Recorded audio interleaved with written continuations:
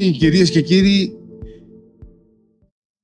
ετοιμάστηκα για άλλα, αλλά η κυρία Τζιράκη νομίζω ότι εξήντλησε αυτά που ήθελα να πω εγώ. Άρα θα περάσω σε έναν άλλο τρόπο προσέγγισης του θέματος αυτού που συζητούμε σήμερα. Αλλά μου συμβαίνει συχνά αυτό και μ' αρέσει κιόλας. Έχω κουραστεί να ακούω από κάθε ομιλητή την αναφορά στην αειφορία. Από ποια αφετηρία ξεκινάει κανείς για να προσεγγίσει ένα πρόβλημα είναι σημαντικό για να καταλήξει κάπου. Διότι η αφετηρία προσέγγισης είναι και το αποτέλεσμα το οποίο θα προκύψει στη συνέχεια. Κύριε Χριστοφορίδη, όπως κάνανε οι αρχαίοι ποιητές, επίκληση στη θεά Μούσα, ας πούμε, για να γράψουν, επίκληση σε εσάς και σας καλώ σε βοήθεια.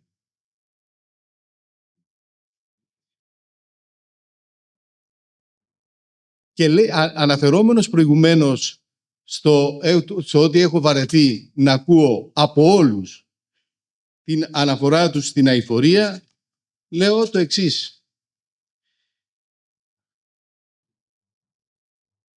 Όταν ο Αχιλλέας αποσύρθηκε από τη μάχη στην Τρία γιατί συγκρούστηκε με τον Αγαμέμνονα για την Βρυσιίδα, τότε έστειλαν τον Οδυσσέα και όταν ο Απόλλωνας άρχισε να βοηθάει τους Τρώες, έστειλαν τον Οδυσσέα να τον πείσει να γυρίσει πίσω.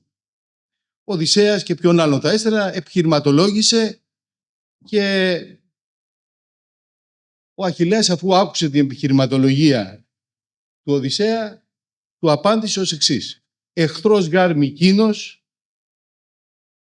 ομός αίδαο πύληση, ως σχέτερον κέφτη ενήφρεσιν, άλλο είπε. Εχθρός μου είναι εκείνος, ίδιος με τις πύλες του Άδη, ο οποίος άλλα σκέφτεται με τη μια πλευρά του μυαλού του και άλλα λέει. Τούτο συμβαίνει και κυρίως στην πολιτική.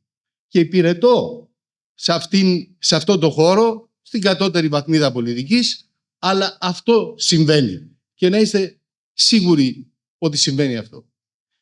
Γεννήθηκα στη Σαντορίνη, μεγάλωσα στη Σαντορίνη, έλειψα λίγα χρόνια για σπουδές και ξαναγύρισα πίσω. Και είδα από πολύ νωρίς την εξέλιξη τουριστική της Σαντορίνης. Γνώρισα ένα τόπο όταν γεννήθηκα και δυσκολεύομαι να τον αναγνωρίσω σήμερα. Γιατί αυτό, γιατί είναι θέμα, νομίζω, πολιτισμού. Από εκείνη η αφετηρία των πραγμάτων. Και πάω πάλι πίσω στην ιστορία για να πω ότι οι πολιτισμοί κατέρευσαν όταν αυτή η διελκυστίδα ανάμεσα στην ύλη και στο πνεύμα διαταραχθεί. Ο δωρικός πολιτισμός έζησε περίπου μισή χιλιετία. Οι δωρεείς ήταν ευχαριστημένοι με το να περνούν τη μέρα τους ευτυχισμένοι. Και αυτό το είπε ο Αρχίδαμος όταν πήγαν μετά το μεγαλικό ψήφισμα οι Κορίνθιοι να τους ζητήσουν να βοηθήσουν. Και έκαναν την αναφορά τους στην Αθήνα που είναι εξυγχρονιστές οι Αθηναίοι, έχουν συμμάχους που άλλους τους απέκτησαν με τη βία, άλλους με την πειθό, έχουν πλούτο να διαχειρίζονται και ότι ο Αρχίδαμος του είπε ανάμεσα στα άλλα ότι αυτό για το οποίο μας κατηγορείτε εσείς, εμείς το λέμε λελογισμένη νυφαλιότητα. Και τούτη την νυφαλιότητα για το πώς θα διαχειριστούμε τους τόπους μας, την έχουμε χάσει. Και την έχουμε χάσει γιατί προσηλωθήκαμε στο μόνο κριτήριο την ύλη. Καταστρέφοντας όμως τους τόπους, θα χάσουμε και αυτό. Θα χάσουμε και αυτό. Και αναφέρθηκε προηγουμένως ότι κάθε κυκλαδονής είναι διαφορετικό, κύριε Χριστοφορίδη, είπατε. Έχει τα δικά του χαρακτηριστικά. Και πάλι πάω πίσω Να πω ότι ο Λικούργος έλεγε, χώριζε την κοινωνία και σε οβές και σε φυλές. Και έλεγε οβάς, οβάξαντες, φυλάς, φυλάξαντες. Που σημαίνει ότι η ταυτότητα του τόπου είναι και η διαφορετικότητα. Και δεν σημαίνει ότι, μάλλον θα πω κάτι άλλο πριν, είναι πολύ σωστός ο όρος τουριστική βιομηχανία, μου φαίνεται, και το σκέφτομαι τώρα. Γιατί ομογενοποιεί τα πράγματα και τα μαζικοποιεί. Και αυτό είναι λάθος. Θα σας πω λοιπόν ότι η Σαντορίνη δέχτηκε πέρυσι 3,4 εκατομμύρια επισκέπτες. Ενώ το 2012 1.700.000. Αυτός ο ρυθμός ανάπτυξης θα οδηγήσει σίγουρα σε μεγάλα προβλήματα. Έχει οδηγήσει σε μεγάλα προβλήματα, θα οδηγήσει σε άλλα μεγαλύτερα προβλήματα. Όμως η πολιτεία στα κελέσματα τα δικά μας δεν έδωσε προσοχή. Το 2012, και νομίζω ότι ήμουν πρώτος στην Ελλάδα, είπα ότι η Σαντορίνη είναι κορεσμένη, αντιλαμβανόμενος το τι θα ακολουθήσει με τους ξέφρενους ρυθμούς και ανορθολογικούς ρυθμούς ανάπτυξης. Συγκρούστηκα με τις κυβερνήσεις. Έστειλα στην Υπουργό Τουρισμού το 2018 έτοιμο την υπουργική απόφαση για να χαρακτηριστεί η Σαντορίνη ως κορεσμένη περιοχή. Και λέω συχνά ότι δεν χρειάζεται ούτε μία νέα κλίνη στην Σαντορίνη. Τι θα έλεγε κανείς πως είναι η Σαντορίνη? Εγώ πολλές φορές, και για να διασκεδάσω την κατάσταση, λέω είναι ακατάκτικη και σαγηνευτική, γιατί μοιάζει με την Ομηρική Ελένη. Έλεγε ο Ευρυπίδης στην Ελένη, που ήρθον εστροάτ, αλίδωλον είναι. Δεν ήμουν στην Τρία, είδωλο ήμουν. Είναι λοιπόν μια Ελένη, αλλά έχει μια διαφορά πολύ σημαντική. Αυτή ήταν είδωλο, η Σαντορίνη έχει σώμα. Και το σώμα πλέον έχει στίγματα ντροπής. Απ' την αλόγιστη συμπεριφορά μας. Αυτή είναι μια πολύ μεγάλη διαφορά. Και δεν ξέρω πόσο το δυνατό τοπίο, αυτό που δημιούργησε, όπως θα έλεγα ήταν ένα μικρό Big Bang, που δημιούργησε η έκρηξη, η προϊστορική έκρηξη, αν αυτό το δυνατό τοπίο συνεχίσει να καταπίνει τις ασχήμιες. Μιλήσαμε για τον πολιτισμό και το πολιτισμικό περιβάλλον. Τελευταία, και αυτό το είπα και στο Μουσείο της Ακρόπολης στην ημερίδα που έκανε η ΕΛΕΤ, βλέπω και από το Υπουργείο Πολιτισμού μια μεγάλη ευρυχωρία.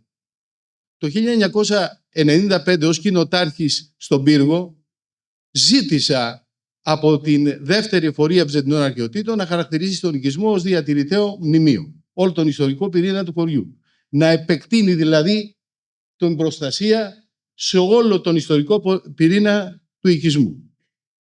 Πριν 2 χρόνια εγκρίθηκε, αφού πέρασε και από το Υπουργείο Πολιτισμού, εγκρίθηκε μία άδεια που καταστρέφει τον οικισμό. 3όροφη οικοδομή, μεγάλη σε όγκο, με ανοίγματα παράτερα με την ταυτότητα και τα μορφολογικά χαρακτηριστικά του οικισμού, που νομίζω ότι κατέστρεψε τον οικισμό. Και αυτό δεν έχει επιστροφή. Άρα η κατεύθυνση είναι ανάπτυξη. Πού όμως συναντιέται η ανάπτυξη? Ποια είναι τα όρια ανάπτυξης και καταστροφής? Ποιο είναι το σημείο που από το σημείο ανάπτυξης περνάμε στο σημείο της καταστροφής?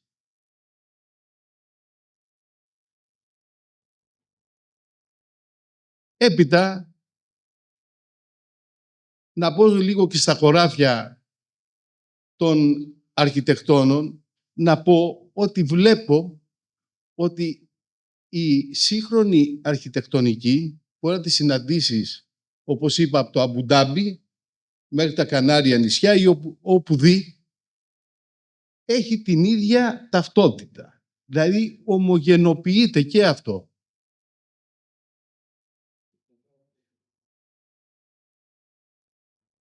Και λέω ότι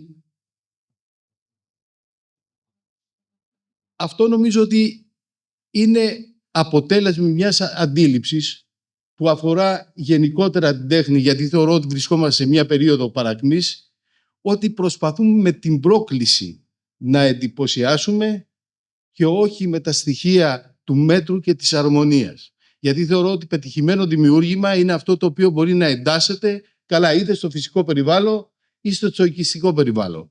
Και αυτά τα δημιουργήματα τα τελευταία αρκετά χρόνια βλέπω να μην μπορούν να ενταχθούν καλά είτε στο οικιστικό είτε στο φυσικό περιβάλλον.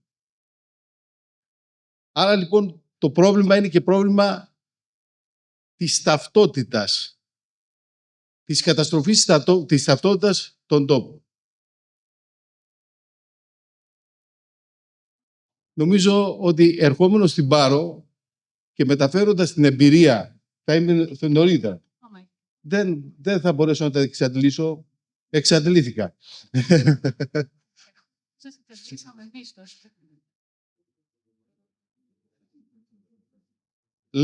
Λέω λοιπόν ότι ερχόμενος στην Πάρο, και ευχαριστώ για την πρόσκληση, είπα να μεταφέρω την αγωνία την προσωπική μου βιωματικά, γιατί όλα τα κυκλαδονήσια μου φαίνεται ότι θα ακολουθήσουν την ίδια πορεία. Ξέρετε, είναι σε εξέλιξη το ειδικό πολεοδομικό. Πήγα στο Γενικό Γραμματέα, τον κύριο Μπακογιάννη. Του μίλησα για τις στρατηγικές επενδύσεις. Δεν μπορεί να είναι σε εξέλιξη μια χωρική τακτοποίηση και ταυτόχρονα να οικοδομούνται, να υπάρχει οικοδομή. Δεν γίνεται αυτό το πράγμα. Και η απάντηση είναι ότι υπάρχει νόμος και ότι πιο κεντρικά πρέπει να το δεις το θέμα αυτό.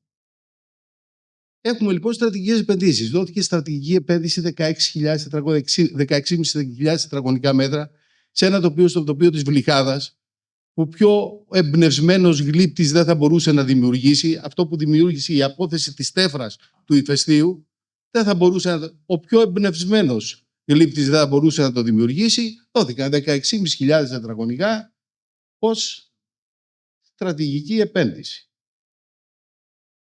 Άρα το θέμα μας λοιπόν είναι από ποια αφετηρία ξεκινούμε για να καταλήξουμε κάπου. Και η αφετηρία από την οποία ξεκινούμε είναι να υπηρετούμε ως λαός την ύλη. Και η παρακμή θα έρθει γρήγορα και σίγουρα. Ευχαριστώ που με ακούσατε.